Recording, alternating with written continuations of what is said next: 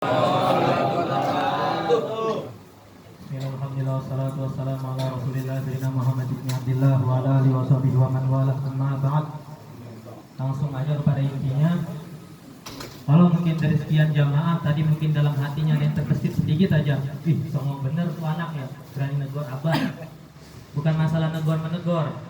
Salat itu adalah tiang agama. Allah Subhanahu wa taala pertama kali menghisab daripada hamba itu dari salat. Kata Nabi, kalau salat hamba itu benar, dianggap benar semua amal ibadahnya. Kalau salatnya udah salah, dianggap salah semua amal ibadahnya. Awwalu ma yuhasabu bihil 'abd yaumal qiyamah as-shalah. In saluhat saluhat sairu amalihi wa in fasadat fasadat sairu amalihi. Pertama kali dihisab itu adalah salat. Nah, salat itu seperti kita ketahui ada yang namanya rukun, ada yang namanya sunnah. Sunnah itu terbagi menjadi dua. Ada nama sunnah ab'ad, ada namanya sunnah adi biasa. Sunnah ab'ad itu cuma ada dua dalam salat. Ingat-ingat Pak ya. Apa sunnah ab'ad itu? Yang pertama kunut. Yang kedua adalah tasyahud awal. Nah, sunnah adiyah ini apa? Ya seperti kita meletakkan tangan seperti ini, takbiratul ihram, angkat tangan, ketika ruku baca tasbih, baca zikir, itu adalah sunnah adiyah. Perbedaan antara dua sunnah ini apa?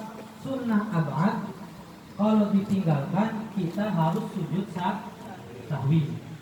Kalau sunnah adiyah, bapak ibu nggak baca tasbih ketika tadi sujud, nggak apa-apa, nggak usah sujud sahwi di situ. Tetapi kalau bapak ibu hadirin meninggalkan kunut atau meninggalkan tasyahud, maka harus sujud sahwi. Paham Pak ya? Tetapi kalau misalkan ada yang nggak sujud sahwi, gimana hukum salatnya? Dia tadi subuh atau seperti tadi seharusnya tasyahud awal, nggak tasyahud awal, nggak sujud sahwi pula.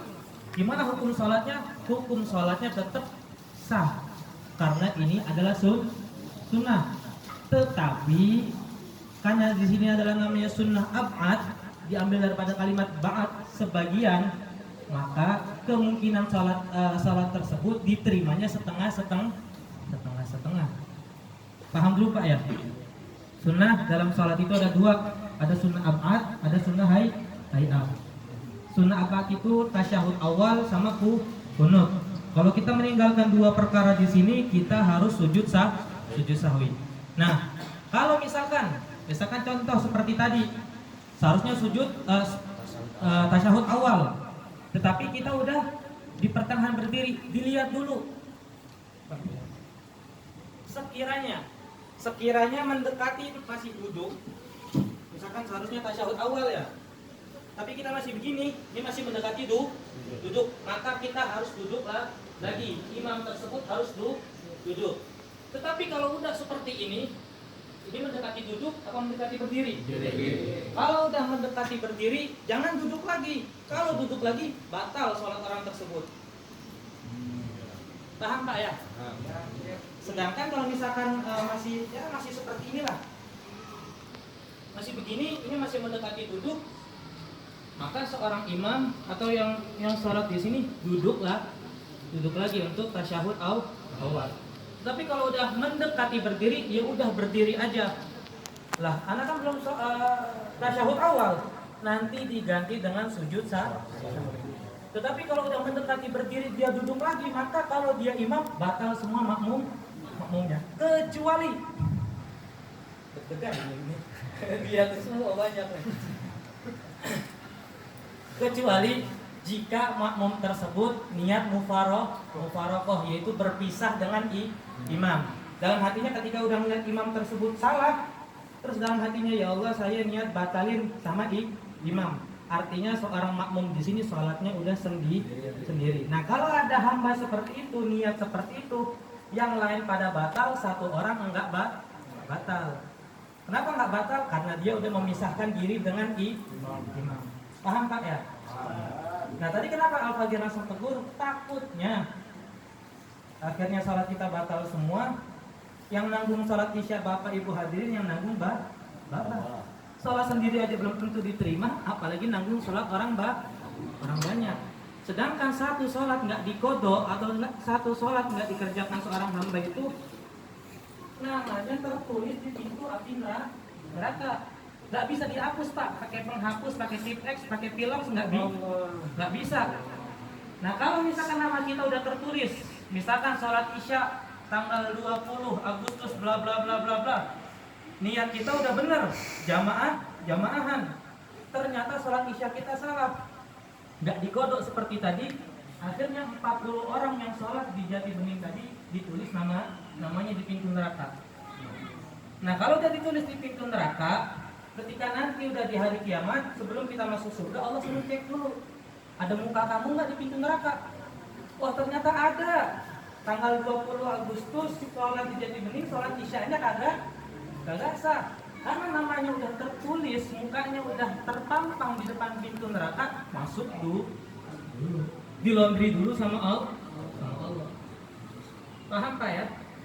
Jadi bukan masalah adab, enggak ini. Kalau misalkan masalah bab sholat, ketika salah ya salah.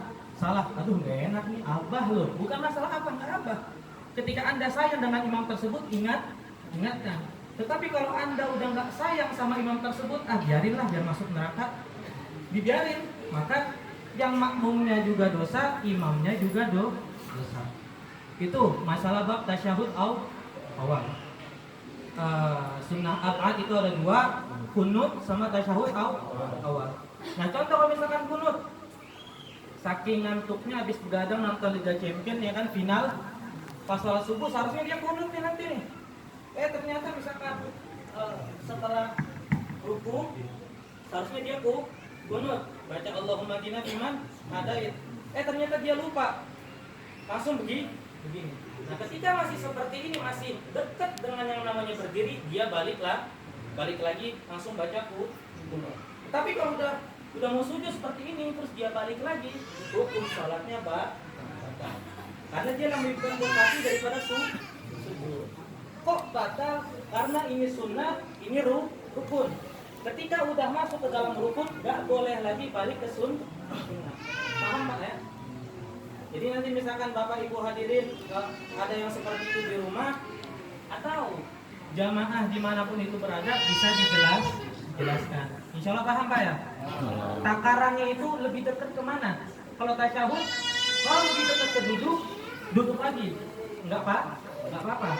Tapi kalau udah lebih dekat berdiri, artinya berdiri seperti ini adalah fardu, jangan duduk. Ketika hamba tersebut duduk, maka sholatnya udah batal. Jamaahnya yang nggak tahu ya manut aja, gandul aja. Yang kasihan imamnya di sini.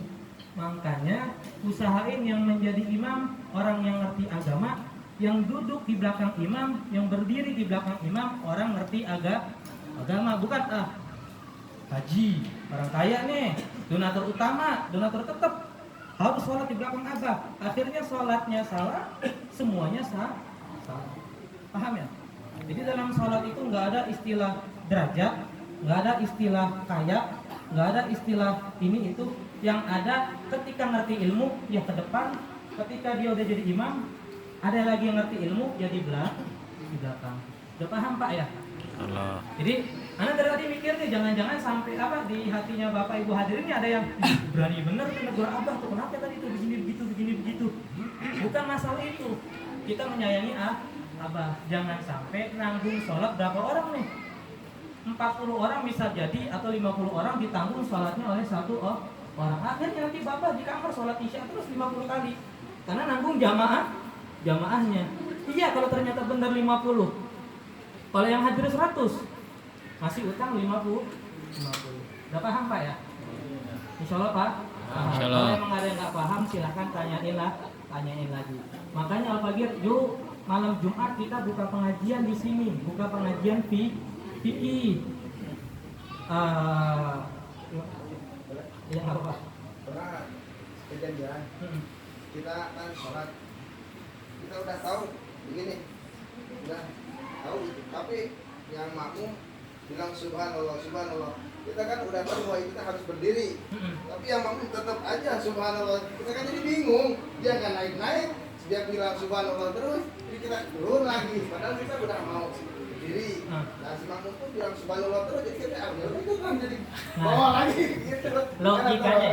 Logikanya Salat itu ketika diaplikasikan dalam kehidupan itu seperti supir membawa bis. Supirnya tahu nih jalannya udah bener, tapi kata makmumnya kiri, belok kiri, padahal di kiri jurang. Lebih ngikutin mana, Pak? Ngikutin makmum yang ngomong kiri terus padahal jurang, atau udah bablas terus aja, Anda tahu jalannya kok. Lebih milih mana? Bablas terus. Nah, imam itu adalah supir yang membawa bis atau yang membawa kendaraan menuju surga. Ketika imamnya yakin benar, ya udah benar.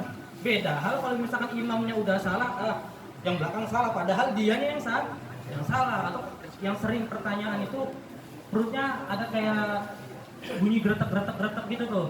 Ini udah kentut belum ya? Imamnya ragu nih. Kata makmumnya subhanallah, maksudnya udah batal, udah kentut. Karena imamnya yakin anak gak kentut, padahal baunya udah satu musola, dia tetap sholat. Gimana hukumnya? Ya imamnya yang salah. Lalu makmumnya gimana? Ya makmumnya niat mufarokoh. Apa itu mufarokoh? Bahasa Indonesianya, saya niat berpisah dengan imam. Mau berpisah, bercerai, bertalak, apapun itu yang penting pisah. Paham Pak ya?